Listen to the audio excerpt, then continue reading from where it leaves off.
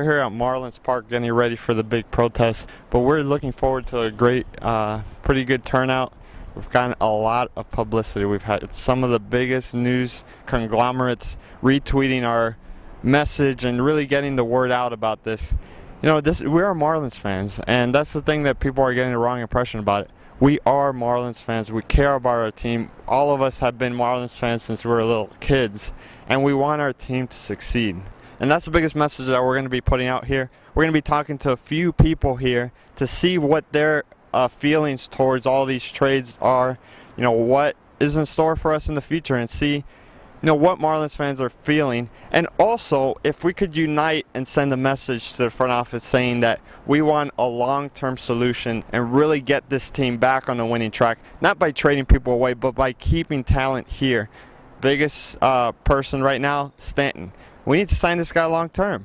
Make sure he's here so that when some of these young guys that, you know, who knows if they will ever come around, when some of these young guys really do start playing, we can win with one of the best, most powerful and feared hitters in the major leagues. So we're going to be talking to people about that, sending our message across, seeing if the front office gets our message. We'll see how it goes. Okay, we're here with Elliot. We've been here a couple hours just watching people trickle in. What are your initial reactions of this whole debacle that's been going on the last couple of weeks? From my perspective, I'm done with the Marlins. I've been a season ticket holder for many years. I'm a diehard Marlins fan, but until this front office team, until Loria and his cronies are gone, I'm gone. I am now officially a Tampa Bay Rays fan. As a matter of fact, I unfollowed the Marlins symbolically about 3 days ago. On Twitter? On Twitter. It was completely, I'm done with this, just because you've seen all these trades, you know. We get rid of Miguel Cabrera, and, you know, you could argue that, you know, they're going through arbitration or whatever. You could make a point, but the way it was all kind of roped around and the way that it was all coming out with, you know, different pieces of knowledge, how it could all be a scam, how it's all a heist. As soon as I saw it, I said, I'm done. I mean, you know, I was kind of phased out this last year. I mean, I'd still consider myself a Marlins fan. You know, I still kept up on news, but, you know, I went to the first World Series as an infant. I went to the last World Series, the game when Alex Gonzalez scored the winning slide. Yeah. You know, it's disheartening because, you know, we have so much talent that comes through here, and just they never stay here. You know, they're never treated. Dina, I see that you got a pretty good display of anger there on your sign. Tell us about your new favorite team, the Rays. Our new favorite team, the Rays. Well, you know, I've been a Marlins fan my entire life, but if they don't overturn the management and really do a whole overhaul, I might have to go to the Rays. Well, I think really and truly there's no rational explanation for what Loria has done. It's clear what his intentions are, and in my mind, until he's gone, you're really not going to see any turnaround. I would be willing to bet my last dollar that the team will not have more than 5,000 fans a game next season. I think, you know, I think really and truly he's fractured the Marlin fan base at this point. Miami fans in general tend to start leaving the team just because it kind of becomes as an embarrassment because it represents themselves as a fan. For instance, a perfect example would be Heat fans that kind of just went away just because the Heat weren't that good, but then once LeBron came in, they said, okay, this is a new team, I'm going to start supporting. Do you think you're going to have a similar trend now with people just saying, you know, I don't want to be labeled a Marlins fan because they're just plain losers? Well, I don't think the Marlins fans have ever had the problem with saying they're losers because we finished in last a lot. But, you know, we've always been able to make the claim, hey, we have a lot of talent. In a few years, if you keep them going on the right track, then we maybe be able to, you know, get a playoff team. But the way the team is run, they'll never be able to, you know, stay on the team. I mean, I do. I just don't agree with any of the ownership's decisions. I mean, you can't be loyal to a team and trade the team every year. Like, you can't build a fan base if you don't have the same players. So, you know, if we had a different ownership, it would be a different story.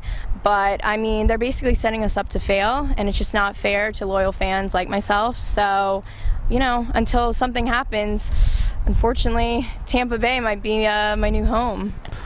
I think what you saw last year, I think the team drew 2.2 million fans last year. I made several trips to the park. I live up in Wellington, so it's a pretty long haul. Although I could tell you that I didn't miss a single game on TV.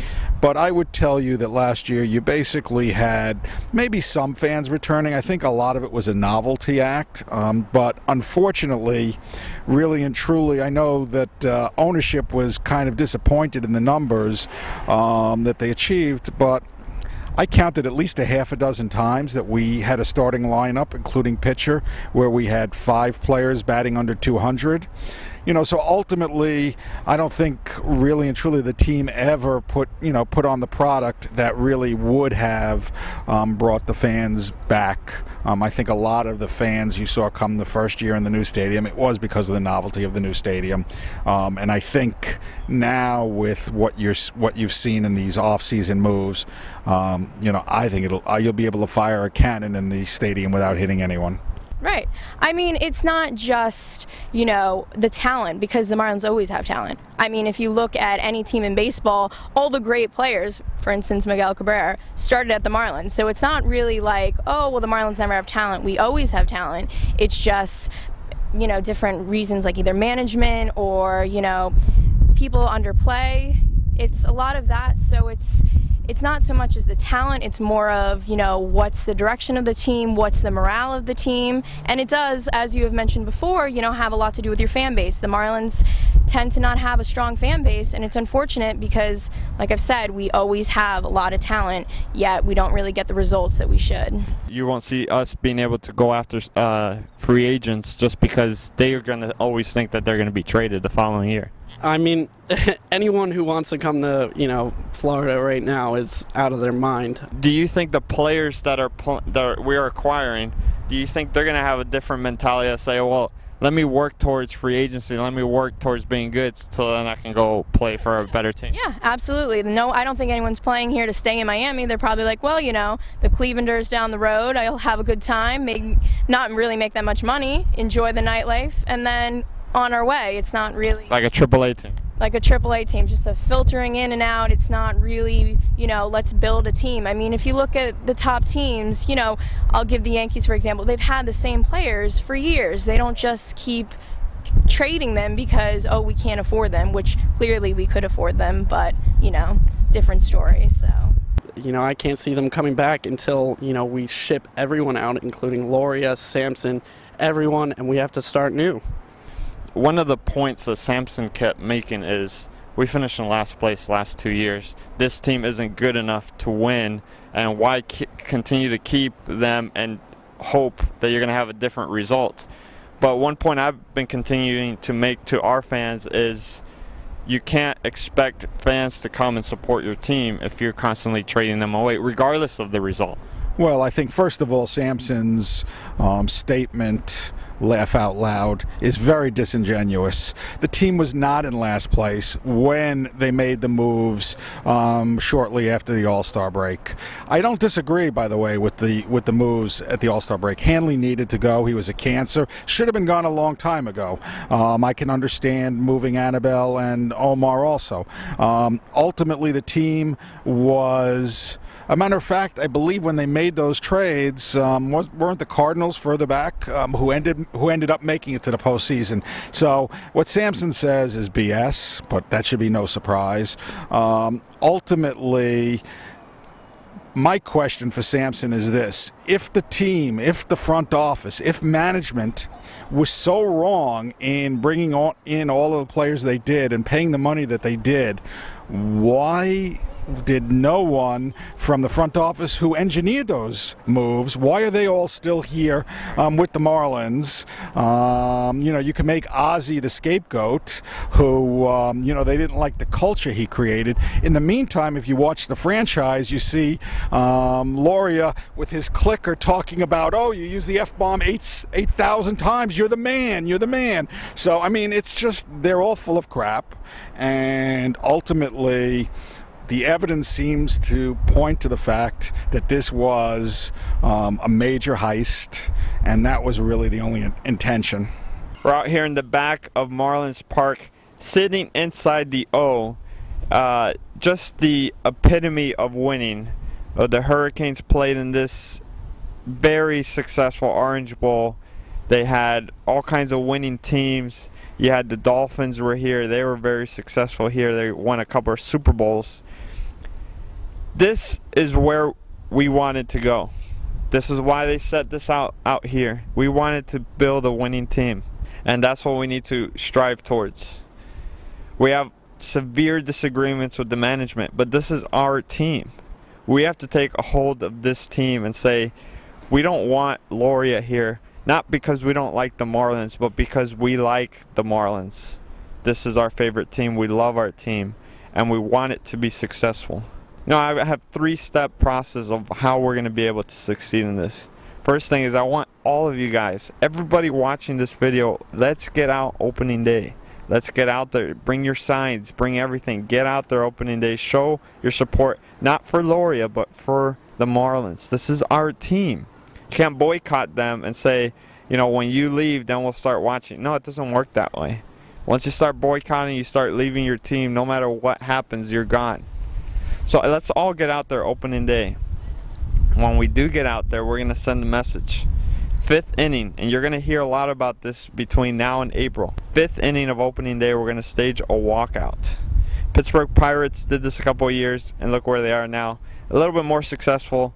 Still not the winning team they've envisioned, but they're moving in the right direction. 5th inning, we're all walking out of the ballpark. When they come back from commercials, you're going to see the stadium half empty. This is the type of moves we need to do in order to get, make them realize we want a winning ball club. We want to be moving towards a unified fan base. Part 2 is going to be going on throughout the whole season.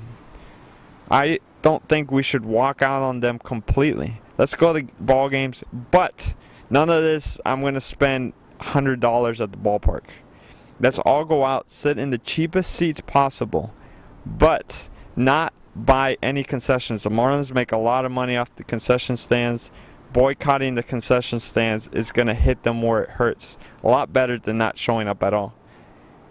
Third, tweet pictures, email pictures to the Marlins of you watching ball games at home, saying you can get. I'm a Marlins fan. I love the Marlins. I want to be out there in the ballpark supporting my team.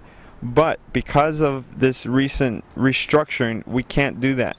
My taxpayers' dollars went to fund this stadium. I want to support it, but I can't under the current administration. Let's move towards that. And another way of doing that is sending letters to your commissioners saying, let's have a response from the government to say, we're not going to have a team here that's just going to do whatever they want and not put an honest foot forward to put a winning ball club. Our tax dollars went to pay for the stadium, so maybe we can get an all-star game here. All-star game would generate a lot of revenue. But if we don't get an all-star game here, it's not going to pay for this ballpark. This ballpark is going to cost us $500 million worth of just interest and all kinds of other stuff. We need an all-star game here, and if we keep dismantling the team, we're never going to have that. So sending a message, different ways, staging a walkout, capping the amount of money you spend at a ball game, capping the amount of games you go to. Those type of things are going to send a message to the ball club and saying we need to put a winning ball club, or else we're not going to get this fan base back together. Tweet us at DownTheRF Follow us on Facebook. Follow at Marlins Nation. All this is in an attempt to try to unify this fan base into creating a winning culture, just like this O symbolizes in the Orange Bowl and what once was here. For Down the Right Field Line, I'm Robert Rodriguez. Thank you for joining us.